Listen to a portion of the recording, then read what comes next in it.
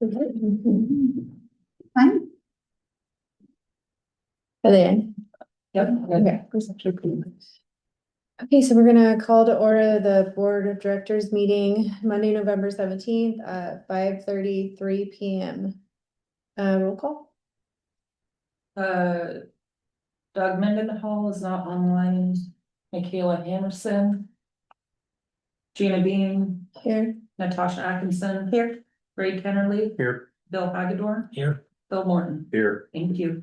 And is there someone that wants to lead the Pledge of Allegiance? I will. Oh, Maria's gonna do it.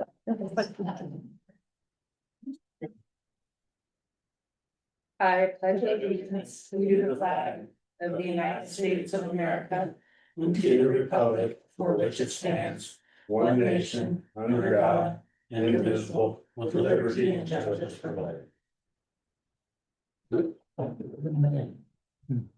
And we do have a slight change to tonight's agenda. We're going to move the executive session. Item number 14 to the next item on the agenda. And we're gonna be going into executive session per ORS 192-660-2A to consider the employment of a public officer. To consider information of records that are exempt by law from public inspection. And to consult with our attorney regarding our legal rights and duties. So everybody that isn't press. We will let you know when we come back into public sessions. And Jennifer Boardman is also staying to give us the overview. Everybody online, if you could go back into the waiting room, please.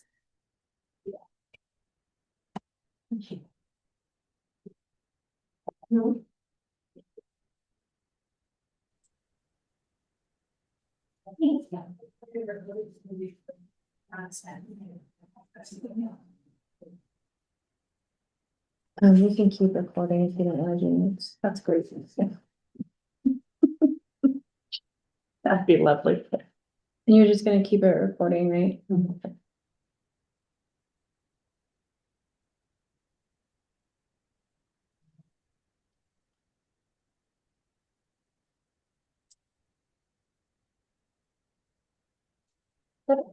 Thank you, Mayor. All right, so. Hopefully eventually we'll stop doing that. A bus shelter. About that. We have one around the corner.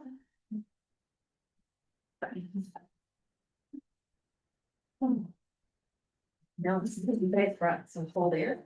Yeah. I just feel it. Thank you for hurrying.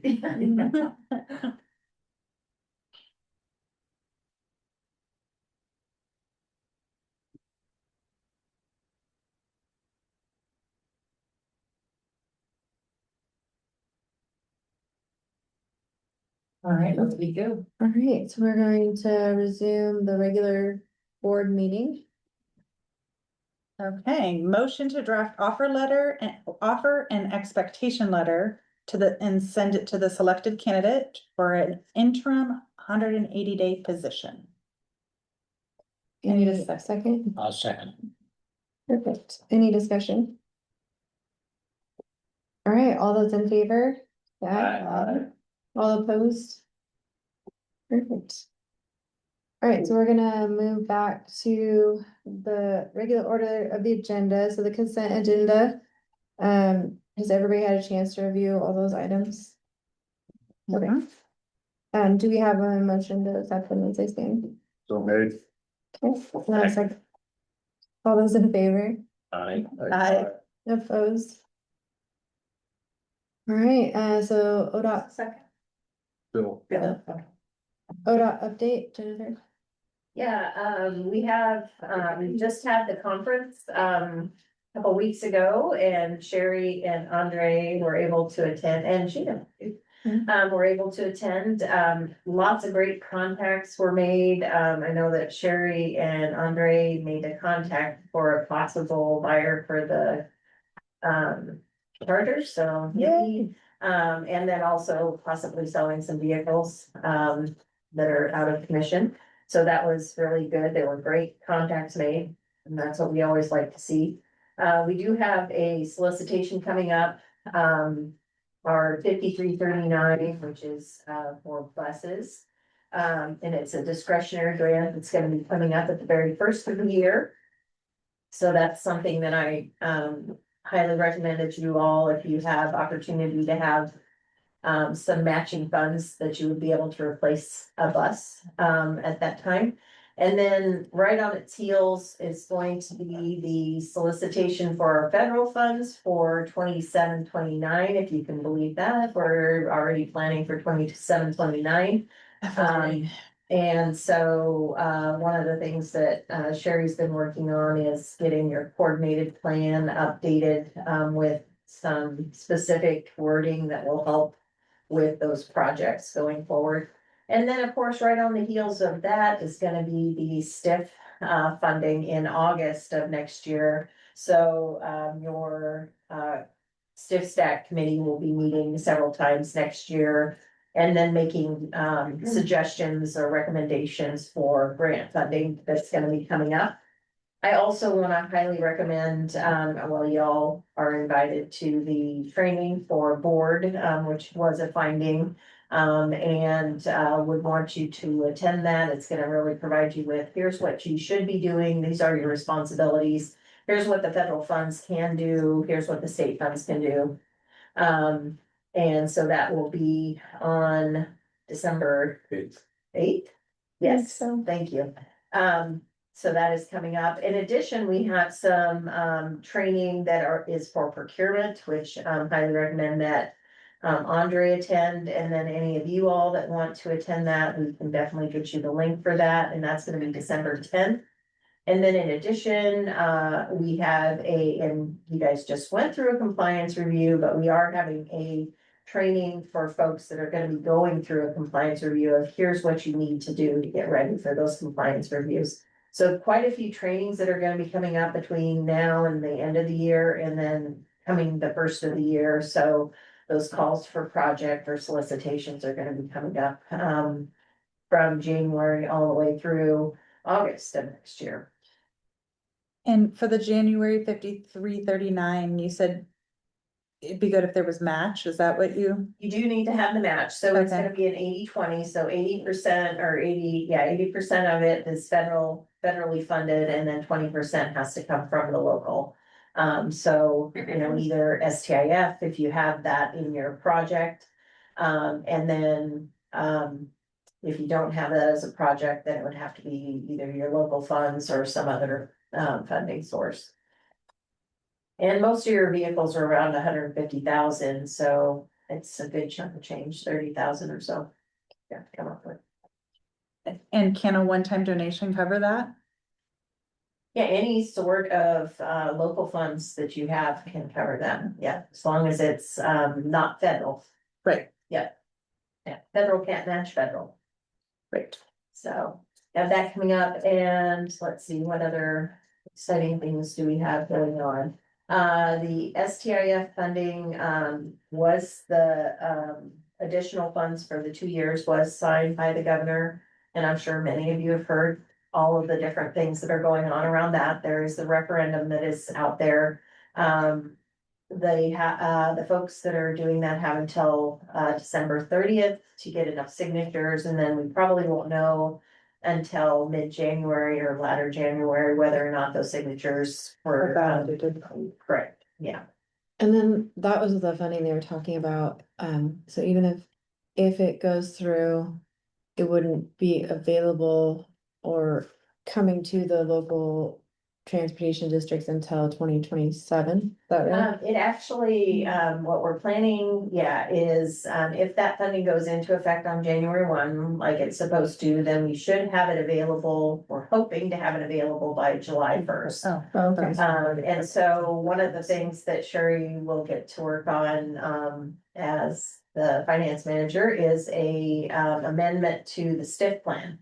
So, with last year, there was a temporary rule that went into place, and it became a permanent rule that allows agencies to modify their STIF plans. The only thing you can do is add to existing projects, so you can't create new projects. So if you do have a project and you want to add, those funds, then you can do that. We should have the estimates. I believe that they're supposed to be coming out, the 20th. So I think this week, we're supposed to be getting the estimates on what that additional funding will be. And then there'll be a training, I think December 4th. So like I said, lots of trainings coming up in the next month, but the training on how you go about amending your STIP plan. Amira, do you get all of those trainings? I will. Okay. I usually get most of them. Or I'll forward. Yeah, Yeah, I try to Jennifer put forwards them them. Thank on. you. I'll put them all into one, send to y'all. And okay, so if the referendum does go into play, so let's say that signatures are gathered prior to December 30th and validated. Would it then still go into a place 1-1, or would it pause? What's that If the, process? so if the signatures are validated, so I've heard a couple different things, and this is one of the things that I probably need to get clarification on, is that I've heard that they would be collecting, but it would be put into a pot. Right, And then, I've also heard the that. election or it wouldn't be put on the ballot until November, is what I Right.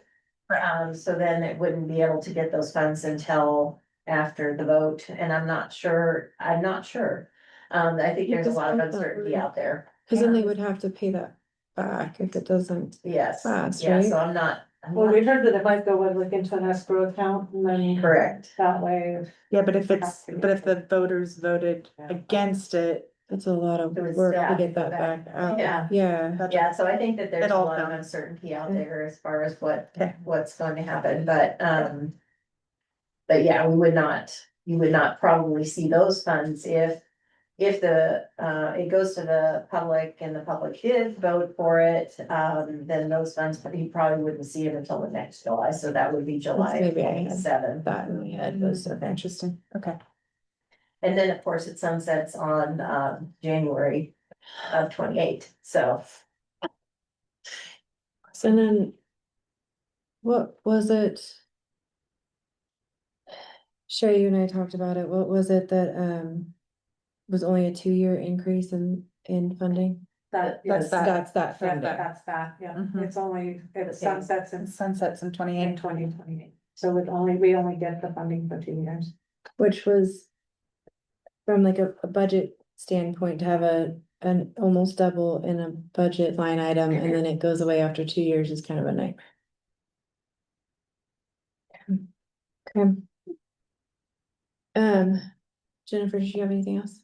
No, I think that's it. Lots of trainings though. I'll be sending you out the information. I'll send it to Amira and she can Perfect. disperse it. But great opportunities, even if you don't do this as a full-time, it's good information for you as board members. Sherry, do you have the financial report? We do. Have everybody had a chance to review the exact financial statements? As of the end of October, we had an actual cash balance of 371,827.42 to start off November.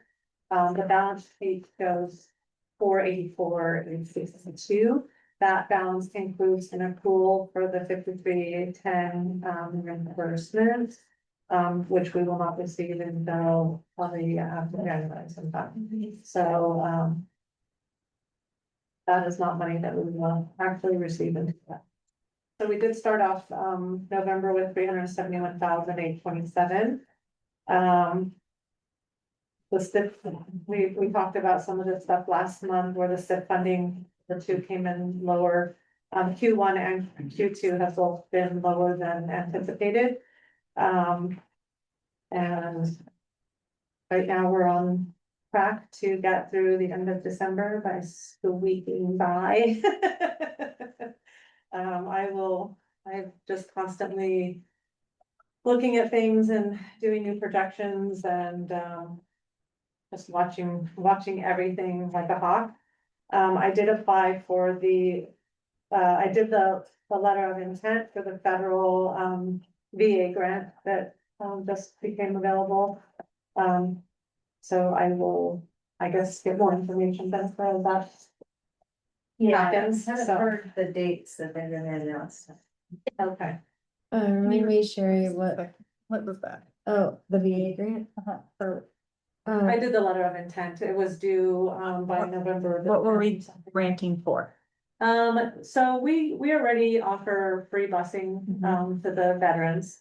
The demand response services are not free to them. They still have to pay. This funding might allow us to be able to maybe give some of that free. How much was that again? We don't know how much it'll be. They, Yeah, typically agencies get about $50,000 per biennia, so it's about $25,000 a year. small. It's specifically, it's called Rural Veterans Healthcare Transportation. Designed to help the vets get to healthcare specifically, but it's pretty broad on the definition, so it allows them to do like mental health or shopping or things to help Prescription, them. like health that. and well-being. Yeah. Okay.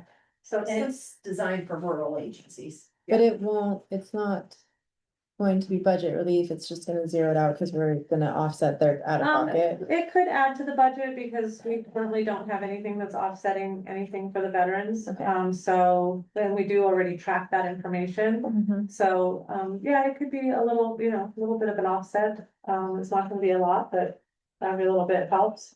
And remind me, the way things are projected now, how much did you say you thought was gonna be left by the end of December? I'm looking at probably 35 to 40,000. Okay, which is originally, I think, had it around 12 to 20.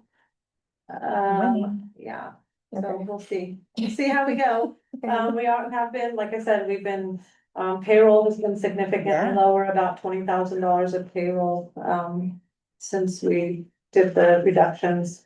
The fuel costs are about $9,000 a month right now. We did have one of the Fords, the new buses that needed, it's a new bus, we just got it in 2023 and it already needed a major repair. A $23,000 major repair. As Jennifer was saying, when we went to the OTA conference, Northwest Bus was there and Andre struck up a conversation with the rep. And the rep said that, the Fords, they know that they've been having issues and he Is that under recommended. warranty? Well, we were told by Lithia here in town that it was not under warranty anymore.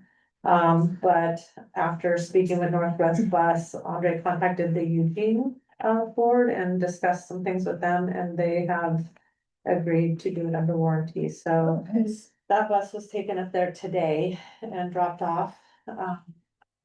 So stay tuned on that, but that's a $23,000 repair that we, won't have to do and we can get us back in service. The 30 to 40,000 because of the furloughs and stuff, remind me, did we set a date? It was to try to either end the furloughs or that we were gonna start back paying those? Well, we said that we would revisit it in January after and see where we're at with the funding. And see if we can, if any of the funding starts coming in, we'll have to revisit it. And do you know about how much that is, that liability right now? It doesn't have to be just a ballpark. $1,000 of pay period, Okay, so 2,500, maybe 2,800 pay grades. Okay. Yeah. Let's see, I did have some, I don't know if we wanna talk about that now. I can talk about it under old business, I have some information on the insurance and the real estate and things like that. Okay. I think that last time. Natasha asked me on our unrestricted funds, so we've got about 78,000 in unrestricted funds, but 26,000 of that is asset match money, so. That's money that we've received for selling vehicles, and we can only use that to purchase as a match for purchasing new vehicles. So could that go towards that 80-20 match on the? I'm sorry, say that number one more time. 26,000 asset match. No, you're fine.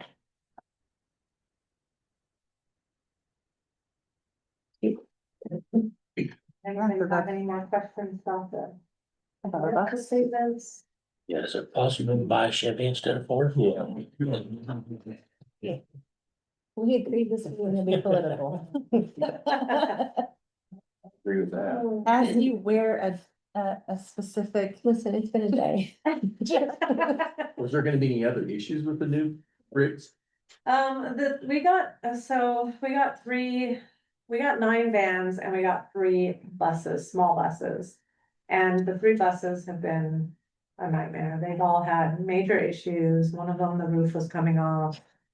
They had to send it back to the manufacturer and I mean, everything so far has been under warranty, but this particular bus, we were told that was out of warranty and that they would not honor that, but, we I It's guess just squeaked by. conversations and made some connections and we are getting that fixed. So they are buses that were made during COVID and that they just have been. It's not a local problem, Yeah. just for UTV, it's happening across the state.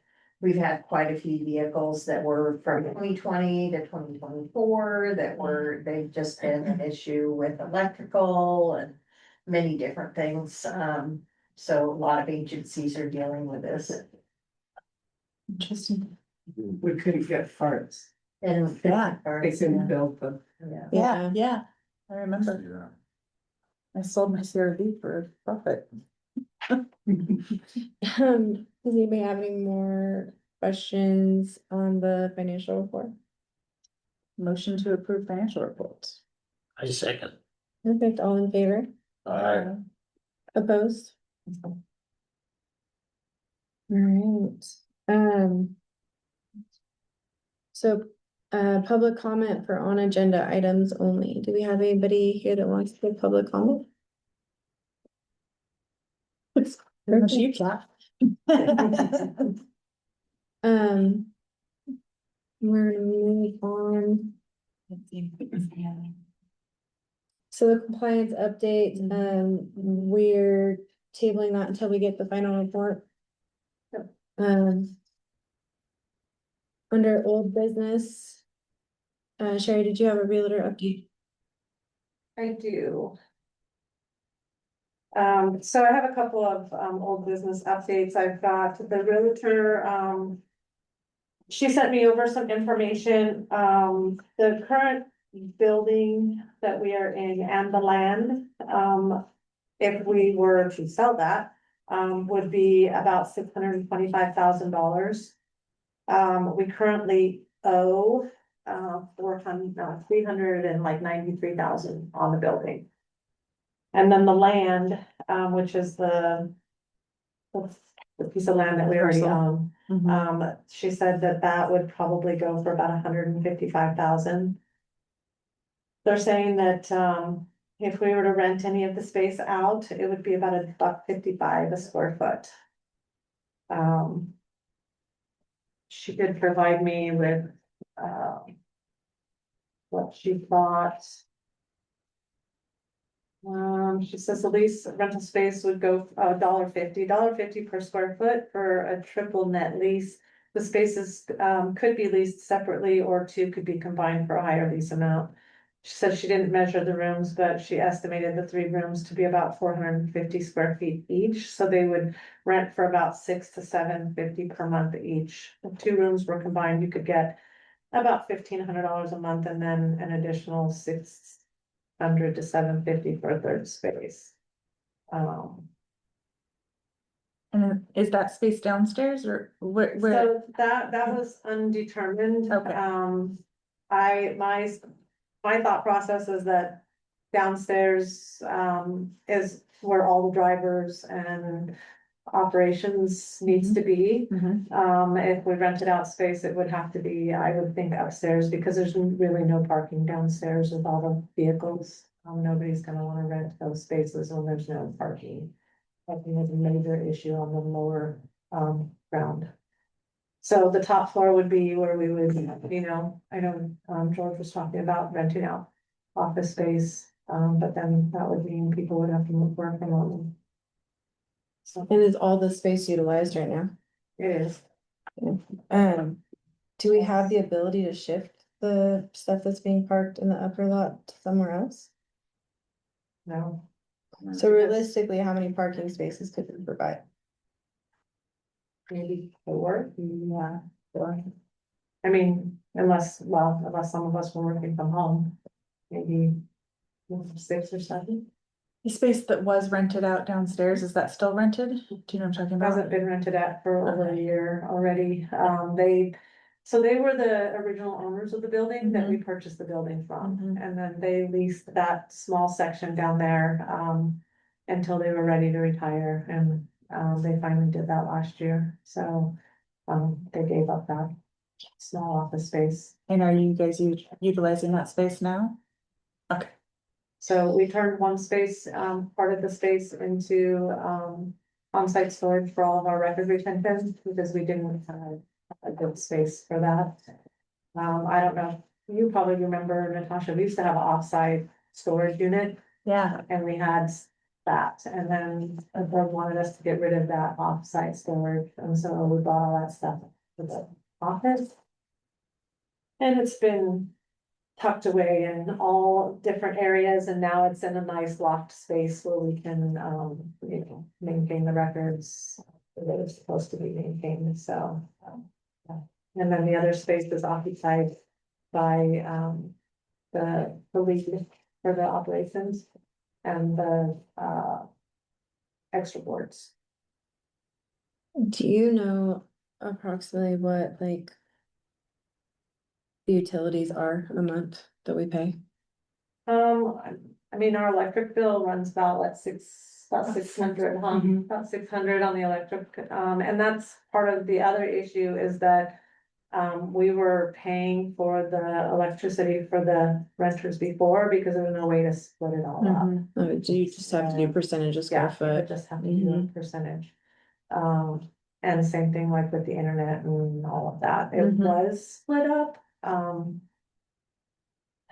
then we put it back to the original state when they moved out, so that we wouldn't have two bills. So the internet and the phones, I believe, could be split up pretty easily, but the electric and the water, sewer, all of that would have to just be a percentage. So it sounds like even if you were to rent all 3 spaces, you're looking about 2,200 max, and then whatever the utilities were for each space, but then with that, we would have to make a decision on what stipends or accommodations would be given to people that are working from home. Whether or not you're gonna cover the cost of setting up a home office, different things like that. And then it just creates a disconnect, I think, for the people that are working from home with the operations. We all work hand in hand all day long. It would be an adjustment for sure.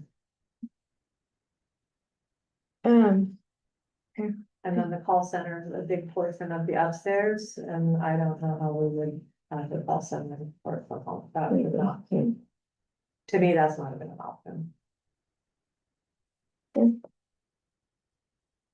does anybody else have any other questions on the realtor? So under new business, we had, Hold on, I have one more oh, thing. sorry. I know that we talked about, being able to put vehicles like that were not being used, I think for like a storage type of. I contacted SDIS, who we have our insurance through.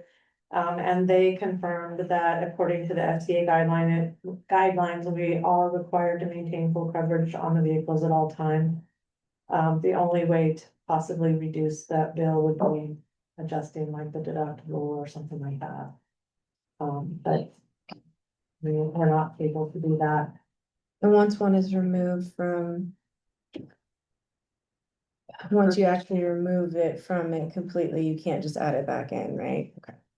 And we can't remove it anyways, even if it's not being used, they still have to maintain under the FTP because they're all federally funded vehicles. Right, okay. The only way is to sell it. That's the only way to remove That's it. the only way, is to sell it, get rid of it. Vehicles. Yeah.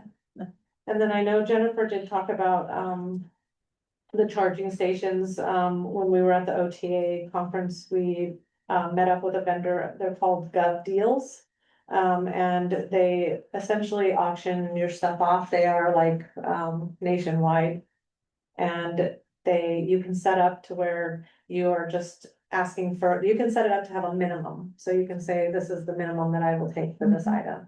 And then they do all the advertising, they do everything, the buyer pays for the shipping and the buyer pays for whatever that fee is through Gov Deals. So it sounds like a really good possibility to maybe offload those chargers. I think that Jennifer, I think, was gonna check and see if we had any guidelines or restrictions because they're not outside the useful life. Yeah, we just have to get approval from the capital programs coordinator. And to sell them, which I don't think we'd have any problem because the state wants you to make sure that you're. Right, So what percentage do they charge to do that? they don't charge us anything, so whatever we get all of it, and then Whatever our minimum is. whatever our minimum is, and then we don't, he said also that when somebody puts in a bid, once the bidding is closed. We can accept the bid or not accept the bid, so we have full control of, you know, what we're selling them for. Whether we accept the bid or not, if someone comes in, you know, $10,000 less than what your minimum is, you could always say, well, that's close enough, you know, and accept the bid if you wanted to. So that would be something I think that the board would need to weigh in on what the minimum is that we would wanna try and start this at and see where. But it sounds like they've got a lot of really good connections, and this is what they do, so We do transit agencies across the state utilize them. Mhm. Do We they were do really any excited. estimates? That's what I was gonna ask. Do they do any estimates on like, would they look at what you're trying to sell and give you kind of an idea of what to price it at? I'm sure that they probably would. I know that they'll come out and take pictures. They'll do like everything that needs to be done. So, I think at the Andre and I very have a least- meeting with Yeah, them that's fine. tomorrow, no, Wednesday afternoon. So we'll find out more, but we did set up, I did create the account with them. To get the ball rolling, and then the next step would be to meet with them and. Hopefully I'll have some information to bring back to the board and. Yeah, I would say get I mean, and Estimate. see what they say as far as what they think possibility of selling it for and everything else, and then bring that. And then he said also, like, we could, I know Andres talked about this to you guys, but the DC charger part of he said we could list them separately, but then have it where it'll cross-reference. So if someone is looking at that, but is interested in the dispensers, it will cross-reference all of that and give them all that information. So, Right. yeah.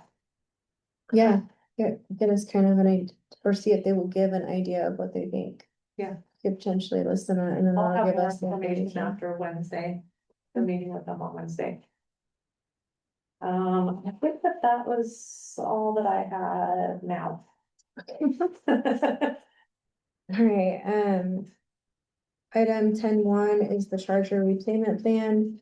So, back in August, the email or letter of communication was sent to Mr. Edel about a quarterly repayment plan. It has not been, well, it was not initially responded to, it was kind of forwarded to us of a, hey, we need to take care of this. But from there, as a board, we need to make a decision what we're going to do and what we can do. And Jennifer, I think you and I talked a little bit about when would the first payment be due now, or when do they want the first payment due? And the first thing was supposed to be on the quarter, because it originally was, supposed to start July 1. Mhm.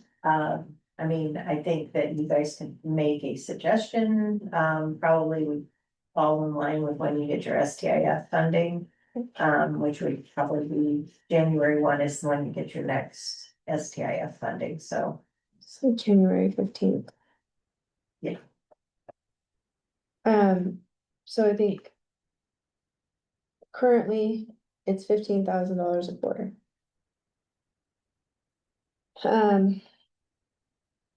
So we need to then make a motion and vote on what we're going to ask for and whether or not to move forward with it. I mean, this is already a much more gracious offer than originally what was requested. Originally, was it three payments, Sherry? Three payments, I think. So it's gonna be, well, Like last year. like legitimate chunk of change at a time, so this already shows some good faith from ODOT to work with us on repayment. With that, what does that do as far as, I, we don't won't know. know until we see what the stiff comes in next, So we won't know until January 1st. January-ish, yeah. okay. I mean, if we have to start making this work, then we'll have to see where the funding comes in, and if federal funding gets restored with the 5310. All that kind of plays a part.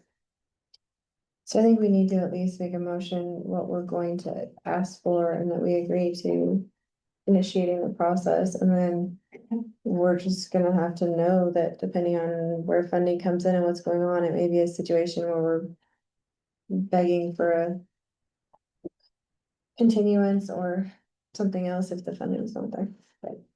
So motion to request $15,000 beginning January 15th, 26. 2026.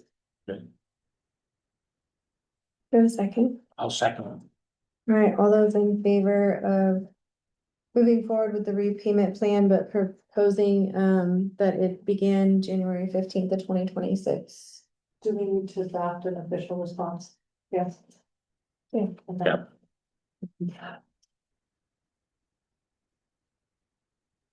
Aye. Oh, Alright. I asked that, right? 'Cause I did in my head, I'm pretty sure. We paused and All right, all those in favor, I'll stare to Sherry, that was it. all those opposed. I should have had caffeine. I did, it was lovely. Yeah.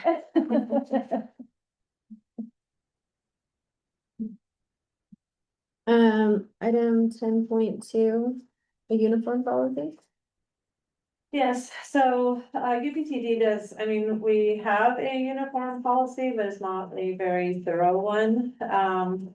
We recently got some new uniform shirts for all the drivers, and then we had a few little hiccups along the way. And so we decided that we needed to go back to the uniform policy and rewrite some of it and put some better language in there. Makes things a little more, it clarifies a little bit more for the drivers on what they can and cannot do with their uniforms. And so this is what we came up with. I don't know if you guys had a chance to look at it. We took a lot of the old policy that we had and we just modified it and rewrote parts of it. It really is just to protect the agency. We now get the shirts through Cintas. Mm. And so they will repair them and replace them if the driver gets a hole in them or gets grease on them, they will get them replaced, but if they don't get returned or they decide to make changes to their uniform that are not allowable and they have to be replaced, it just kind of protects the agency. And makes it a little more clarifying for the employees.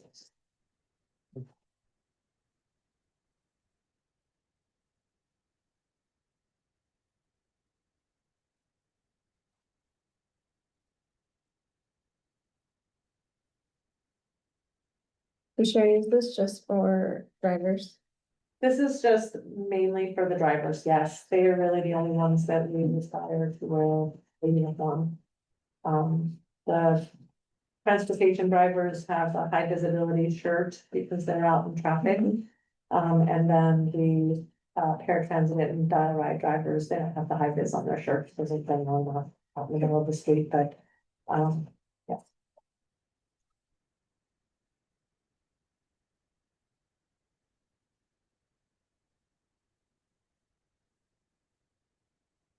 Anybody have any questions on it?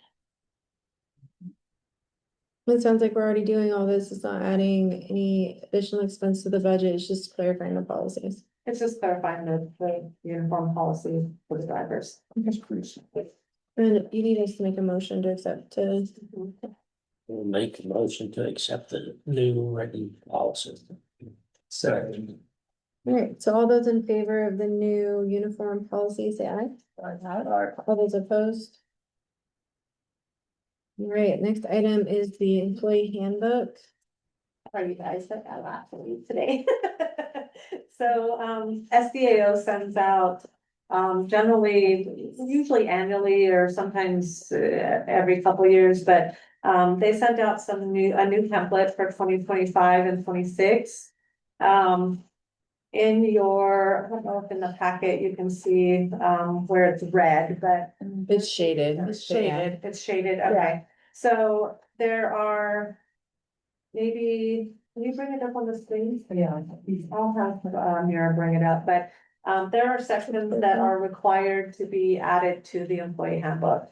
And so the sections in red is all new language that is required for us to have in the employee handbook. And you're getting there.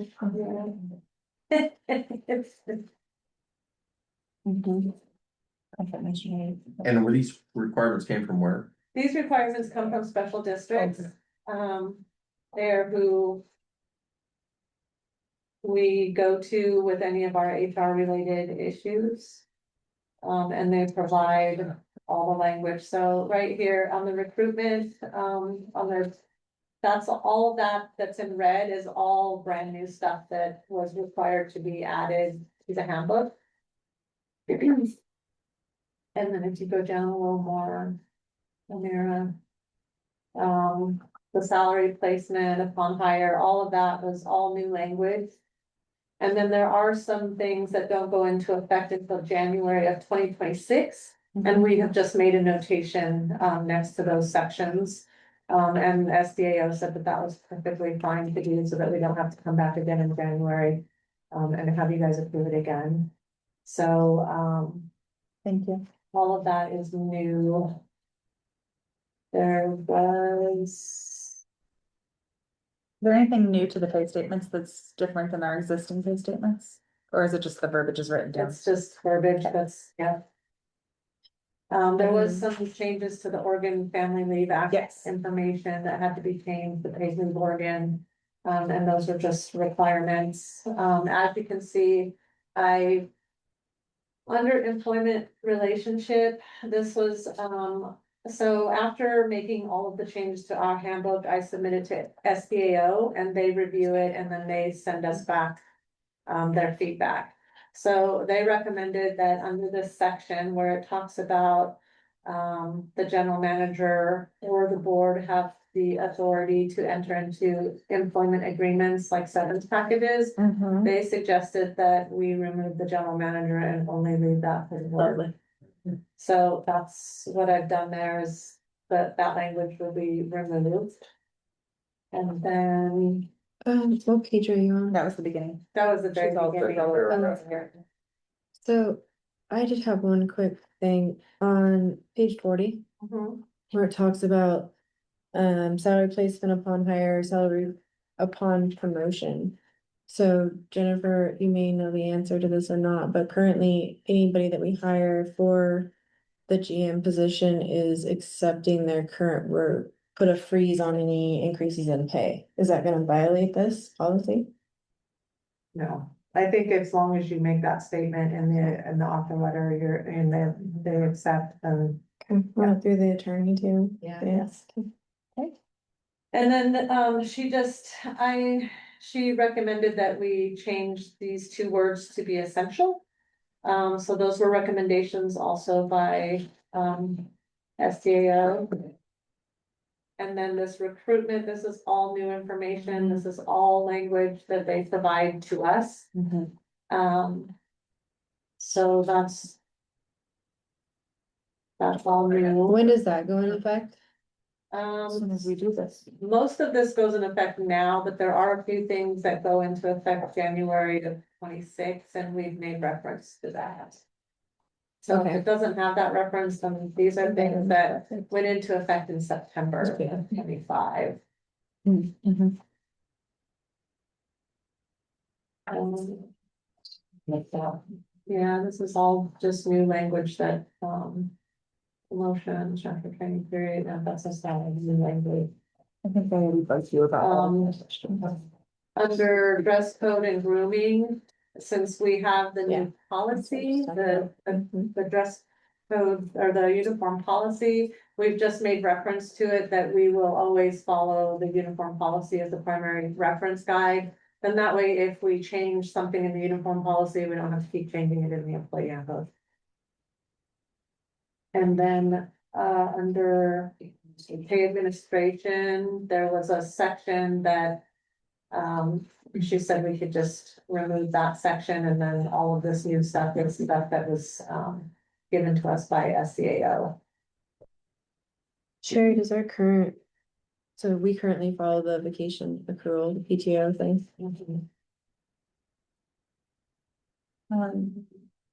That's all was added from SCAO, that's new pay practices, those are effective January 1 of 2026.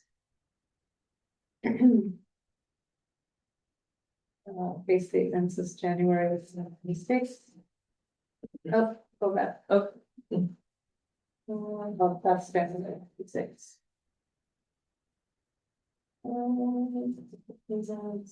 That's, yeah.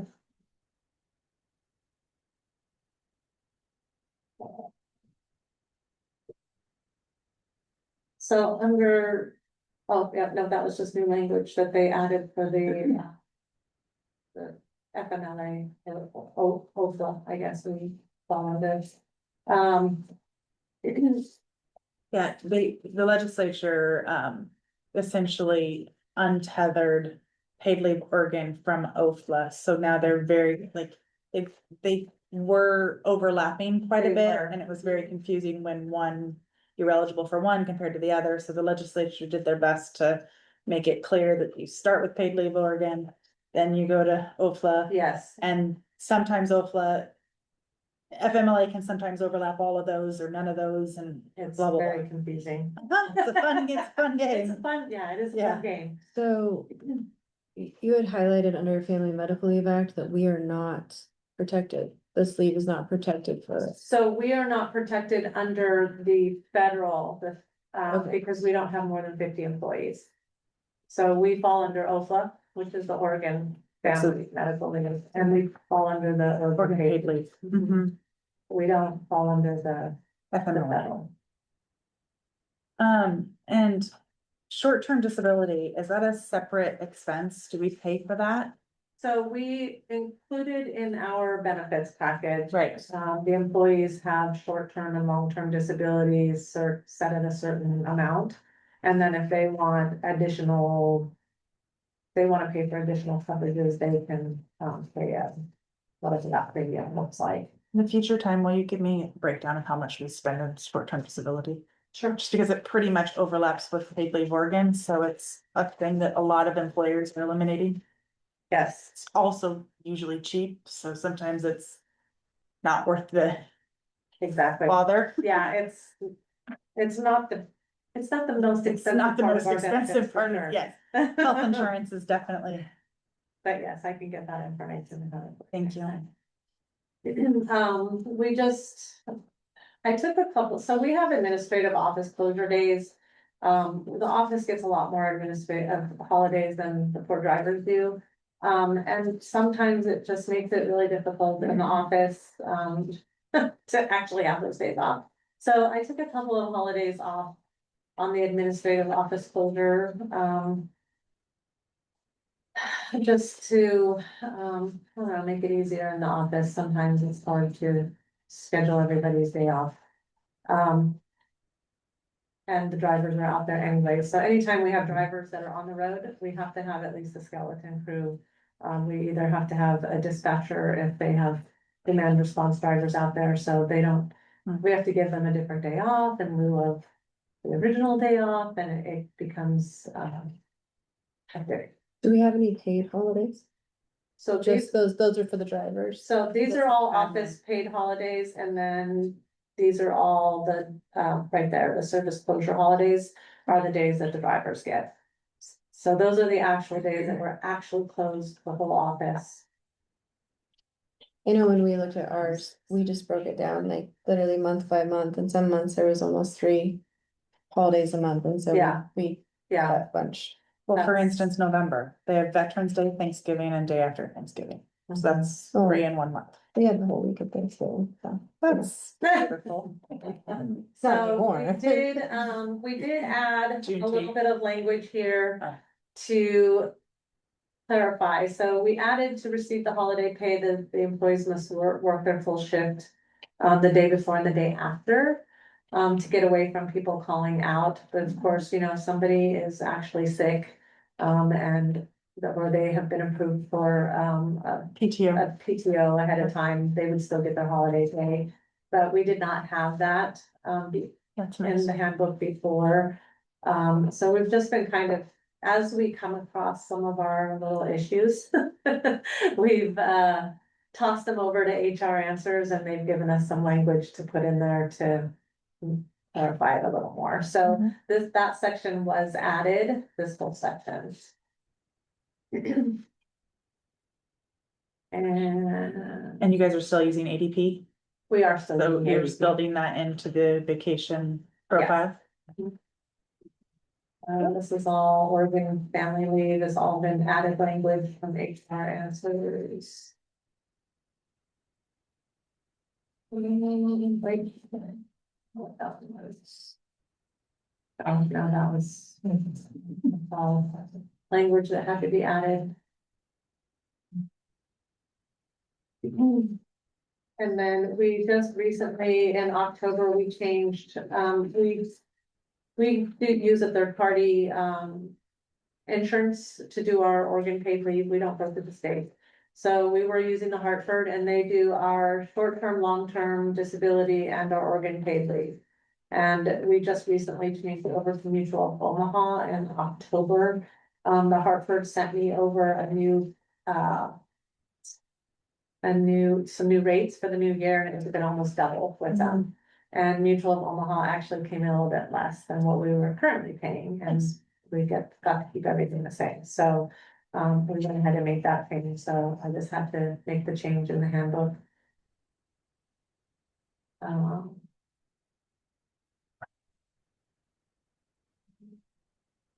You getting that? And then I just changed the board of directors. And she suggested removing and general manager are the only authorized persons to change the handbook, so now it would be the board of directors.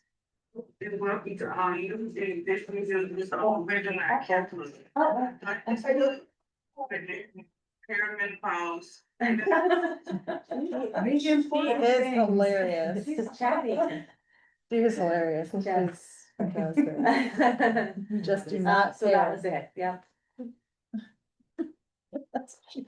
So do you have any questions about all of the new additions and any of the changes that we were without one? Yeah, well, this has already been run through HR Answers, you said. It has already gone through HR Answers. I have that email if you all wanted to see it. And they were good with it.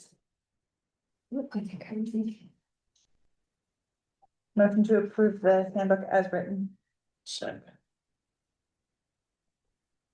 All right, all those in favor? Any opposed? Okay, so next is the bylaws, and I didn't see anything highlighted, which are sections and. So we just made the changes that you guys approved at the last meeting. Okay. So this would just be the new updated, and I believe that we changed anywhere that talked about CEO back to general manager. Okay. We've already made a motion to do We all already these made a changes. motion, this was just. I did request the change of CEO though, and I don't know if that was I don't know if that matters. I thought it was in the motion. Was it not? Pretty sure I I covered don't, it later. Okay, we can just. We can make another motion to Amend the especially motion. amended bylaws. Yeah, cause I just wanted the language between the handbook and this didn't match. To, yes, to be the same. My OCD did. And I think I had already changed some of it, and then the copy that I sent from Mira wasn't a full copy, so that was for me. Okay, some motion to approve the bylaws as written, or we don't need. We can, I mean, we can, a motion. Well, since you changed it, you shouldn't make a motion. Yeah. Okay, I deal, make a motion to accept it. deal. as I'll, written. I'll second it. All right, all those in favor of accepting the bylaws with the changes? Yeah. All those opposed? All right,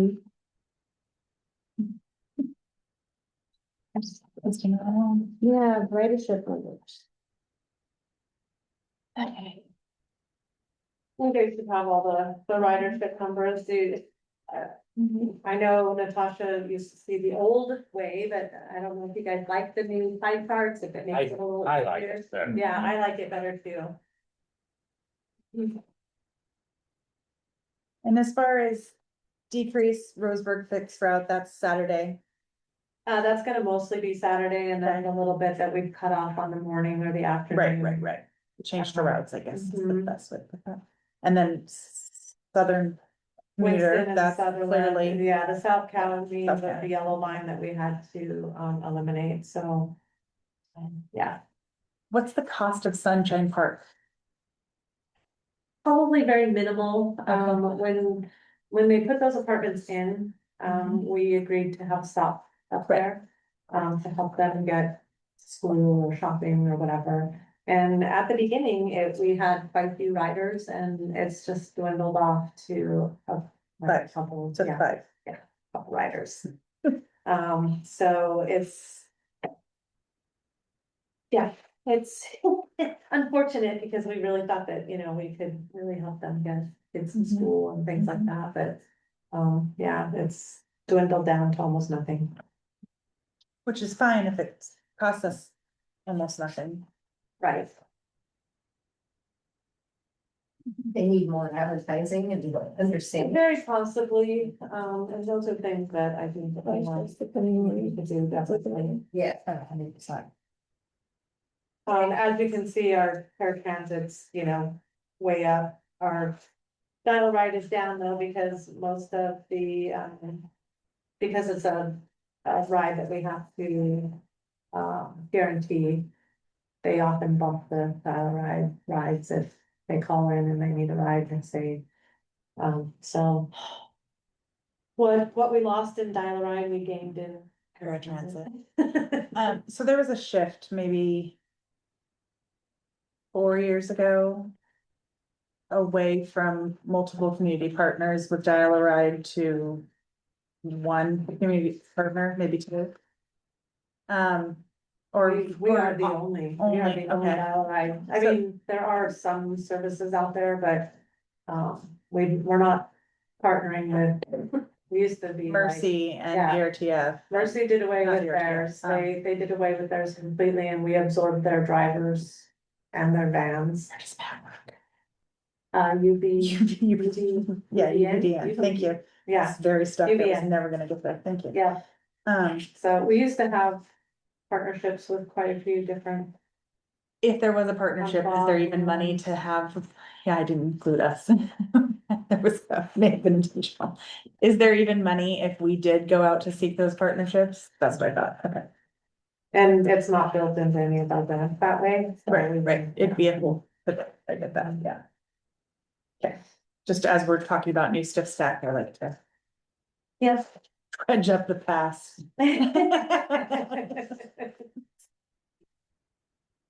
Let's see. As you can see, our Winston commuter route, if you look on the ridership by month, the Winston was down in ridership back in June of 25, and we've kind of gone up and down, but it has increased. Trending. Yeah, so. it is trending. Mhm. And then the Sutherland is. Also trending. It's kind of all over the place. Some months it's down, some months it's up. But it's really kind of remained pretty steady even through the cutbacks. So Winston and Sutherland really haven't been affected much in the ridership numbers as much as, you know, the Roseburg fixed route. But that has a lot to do with the Saturday service and Was May to June when we changed the Sutherland, we like changed a couple route, not the route, sorry, the pickup times? Was that around then? You said that April, right? Was it- I'm just trying to figure out why, I mean, maybe it is April to May. It just starts to trend a little bit down right around there. April, so June. we did kind of tweak the Saturday Yeah. service a little bit. So that could be where you see kind of that trend down, but then we did away with the Saturday service in July. Right. Okay. Thank you.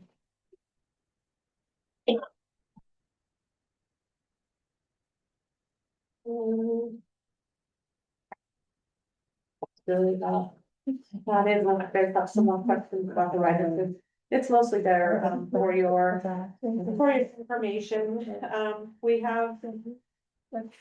So it's gotta use the. We have profited about 23,000 in NEMT funds since July, so we still do make a profit on NEMT rides. Okay. So we've had about a profit of about 23,000. And then the denial, the trip denials, that's something that we are required to report as part of the RLS, so. We had. Is there capacity for more NEMT or are we? We've got probably 5 to 6 drivers, a couple of them are really part-time, and then we've got. Oh, so this is just our NEMT. This is not others provided by Bay Cities. Right, this is. Got all it. Volunteers that do our NEMT. Now I'm on that page. It's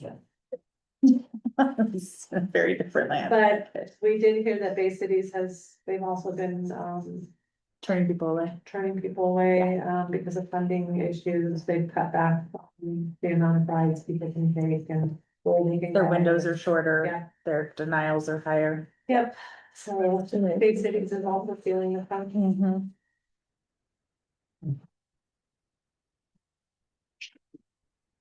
I don't think we need a motion, yeah. No, it's So, just mostly information. Yeah. Thank you. do you have anything else that wasn't on agenda that we didn't cover? Alright, so public comment not on agenda items. If there is anybody that has any public comment? Yep. Who's that? Hi. That was- Hi, it's Donna Snowell Smith. Hi. Hi. Thank you for, I'm back again. We had our Stat Committee meeting, earlier prior to yours. And, I'm very concerned, and I guess some people can accuse me of being like a dog with a bone. I don't let go. I claim that I'm guilty because of my law enforcement background, my medical background as a nurse and in the military. I try to cross my T's and dot my I's until I am satisfied or until I know that my board, which is you, has been able to have some of these questions concerned, that are concerning the public.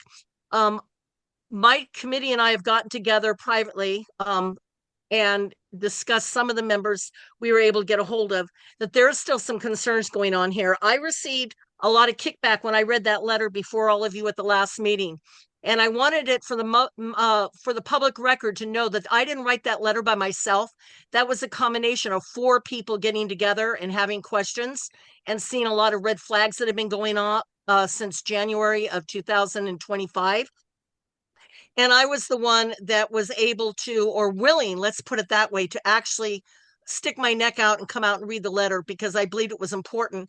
No one was accusing anyone. We were saying there's just a lot of coincidences that were taking place leading up to the employment of a particular individual that was not actually employed until April officially.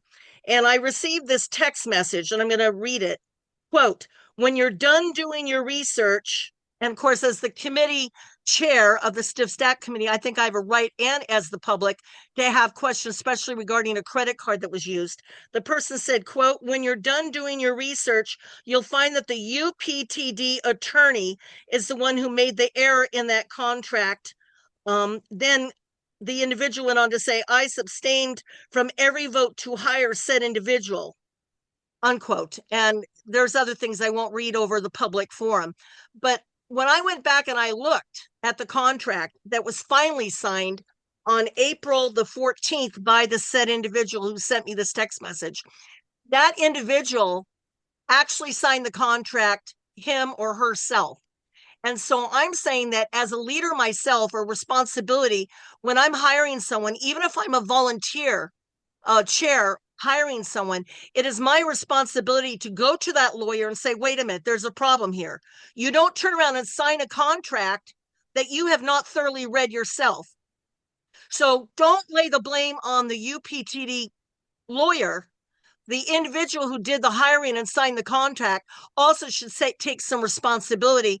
And I, as the messenger, and the people on my committee should not be attacked for asking questions. So we're going to be doing another FOIA request, and that is going to cover from January of 2025 through September 5th, when said individual walked away with a very interesting severance pay. And I'm very concerned because one time when I went into the office, and I think I brought this up, you say under that release of 9/5/25, the provisions will not prevent filing of a charge or a complaint. I have a complaint that all the receipts that should have been given to you, the board, and to the staff at the Umpqua Public Transportation District did not come in and were not forthcoming. And I think you have a right to have those receipts to know exactly how the credit card or credit cards were used. Number two, also on the signed release of September 5th, 2025, it says, and it will not limit discussion of unlawful workplace conduct, and it won't be protected by law. Said individual, I myself overheard verbal abuse going on towards a contractor over the phone. I turned around, walked out of the office rather than finishing my business while I was there. I'm hoping that if this person asks for a good referral or a recommendation, that we in the public need to better vet our individuals, whether they're hired, appointed, or elected to any position. So I will, with my group, be requesting a FOIA request specifically of the credit card from January of 2025 to September 5th, 2025. And I want to make that a matter of public record. I think that transparency is what you guys have been trying to achieve on this board, and I appreciate your time. Thank you. Thank you. Thank you. Thank you. Did we have any other public comment?